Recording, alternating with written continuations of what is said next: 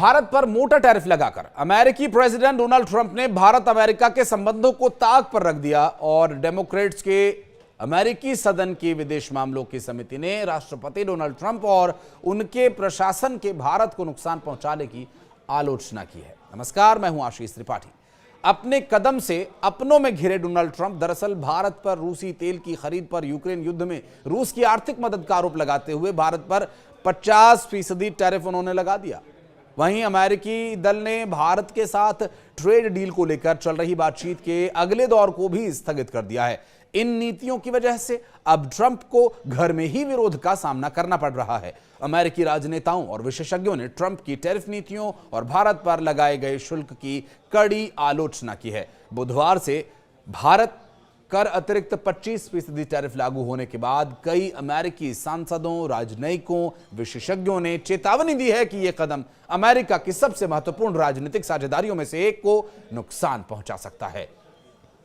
House foreign affairs committee के Democrats ने कहा कि अमेरिका के इस कदम से चीन को फायदा मिल सकता है। बुधवार को एक पोस्ट में समिति ने आरोप यह लगाया कि सिर्फ भारत को निशाना बनाया जाना बिल्कुल भी ठीक नहीं है।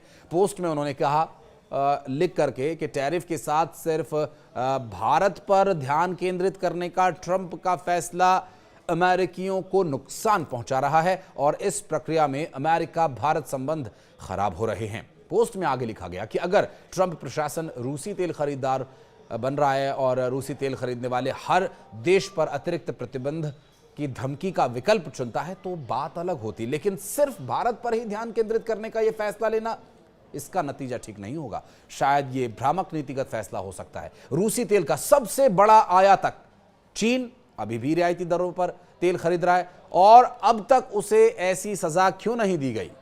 वहीं अमेरिका के पूर्व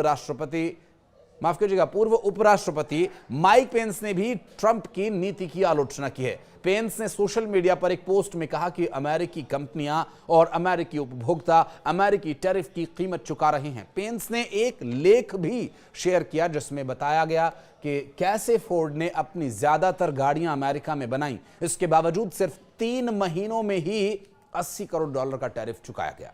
अमेरिका के पूर्व उप विदेश मंत्री कर्ट कैंपबेल ने अमेरिका और भारत की साझेदारी को 21वीं सदी में अमेरिका का सबसे महत्वपूर्ण रिश्ता बताया। उन्होंने कहा कि प्रधानमंत्री नरेंद्र मोदी को राष्ट्रपति ट्रंप के आगे घुटने नहीं टेकने चाहिए। भारत में अमेरिका के पूर्व राजदूत केनेथ जस्टर ने भी इन चिंताओं को दोहराया और कहा कि अचानक टैरिफ की घोषणा एक कूटनीतिक झटका है जिससे अमेरिका का ही नुकसान होगा। तो वहीं ट्रंप की रिपब्लिकन पार्टी के कुछ नेताओं ने भी ट्रंप की नीतियों पर सवाल उठाए।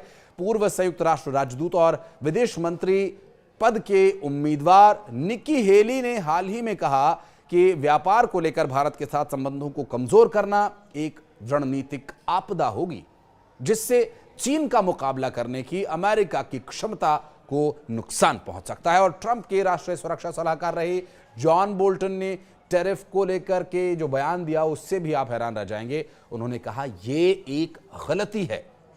चेतावनी उन्होंने यह दी है कि इससे भारत, चीन और रूस करीब आ सकते हैं और रिपोर्ट्स के अनुसार अगले महीने रूस के पास बेचने से ज्यादा तेल उपलब्ध होगा और इसकी वजह से पहले से तय आ जाने वाली अचानक रुकावटों के चलते रूसी रिफाइनरीज की कच्चे तेल के को ईंधन में बदलने की जो क्षमता है उसमें कमी आई है। तो वहीं जारी युद्ध को रोकने के दौरान यूक्रेन ने हाल ही के दिनों में रूस की 10 रिफाइनरीज पर हमला भी किया।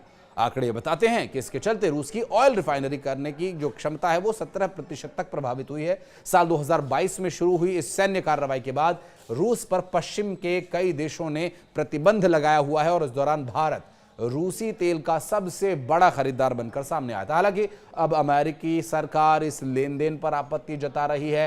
ट्रंप की शुरुआती घोषणा में 25% टैरिफ और जुर्माना शामिल थे, तो वहीं बाद में 25% शुल्क और लगाया गया।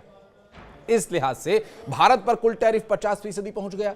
अमेरिका ने भारत पर रूसी तेल खरीदार मुनाफाखोरी का भी आरोप लगाया, जबकि भारत की तरफ से पहले ही यह साफ किया जा चुका है कि यूरोपीय संघ और अमेरिकी खुद भी रूस से अरबों डॉलर का व्यापार कर रहे हैं। रिपोर्ट के मुताबिक अगर भारत ने तेल खरीदना बंद कर दिया तो रूस अपना मौजूदा निर्यात बरकरार नहीं रख पाएगा और इसका सीधा असर उसके तेल से मिलने वाले राजस्व पर भी पड़ेगा। दरअसल डेमोक्रेट सांसदों की इस समिति ने रूसी तेल खरीद को लेकर भारत को निशाना बनाने को गलत ठहराया। सांसदों का कहना है कि जहां भारत से रिश्तों में सुधार आ रहा था तब उस पर टैरिफ लगाया गया, वहीं रूस के सबसे बड़े कच्चे तेल के निर्यातकों में से एक चीन पर ऐसा कोई दंड नहीं लगाया गया। डेमोक्रेट्स ने कहा कि भारतीय आयात पर ट्रंप द्वारा लगाया गया यह टैरिफ अमेरिकियों को नुकसान पहुंचा रहा है।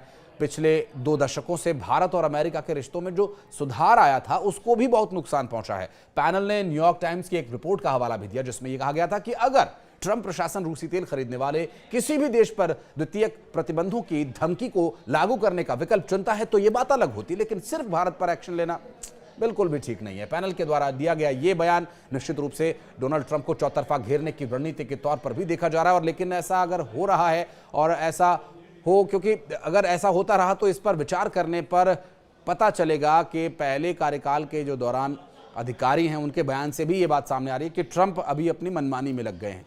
क्योंकि पहले कार्यकाल के दौरान व्हाइट हाउस में मौजूद अधिकारियों ने बताया कि आपसी अविश्वास की शुरुआत जो है वो 22 जुलाई 2019 से हुई थी, खास करके भारत के साथ। और इस दिन ट्रंप ने व्हाइट हाउस में पाकिस्तान के तत्कालीन प्रधानमंत्री इमरान खान से मुलाकात की थी। ट्रंप ने कहा कि अगर भारत पाकिस्तान राजी हो तो वो कश्मीर मसले में मध्यस्थता करने के लिए तैयार है, लेकिन भारत ने पहले इस पर स्पष्ट कर दिया कि भारत कश्मीर के मामले पर किसी की मध्यस्थता के लिए बिल्कुल राजी नहीं है।